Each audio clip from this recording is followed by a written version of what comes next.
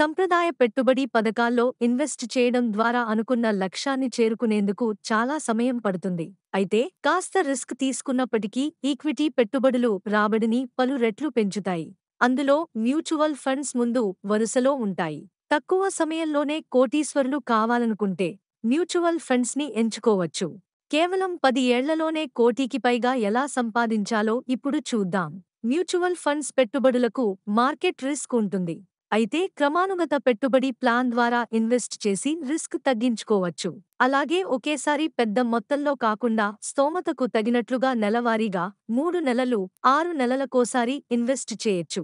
దీర్ఘకాలం పాటు ఇందులో పెట్టుబడి పెట్టినట్లయితే లక్ష్యాన్ని ఈజీగా చేరుకోవచ్చు. మ్యూచువల్ ఫండ్లో 12% రాబడి అంచనా వేయవచ్చు.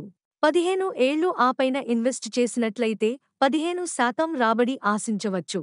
సిప్ పెట్టుబడితో ఇన్వెస్టర్ 10 ఏళ్ల మెచ్యూరిటీ టైంలో కోటి సంపాదించేందుకు తన పెట్టుబడిని ఏటా 15% చొప్పున పెంచుతూ వెళ్ళాలి. దీని ప్రకారం చూసుకుంటే నెలకు 25,000 చొప్పున సిప్లో ఇన్వెస్ట్ చేయాల్సి ఉంటుంది. దీనిపై 12% రాబడి వస్తుందనుకుంటే మెచ్యూరిటీ సమయంలో చేతికి 1 కోటి కార్పస్ అందుతుంది. అలాగే 1,5x1,5x1,5 ఫార్ములా పాటిస్తుంటారు.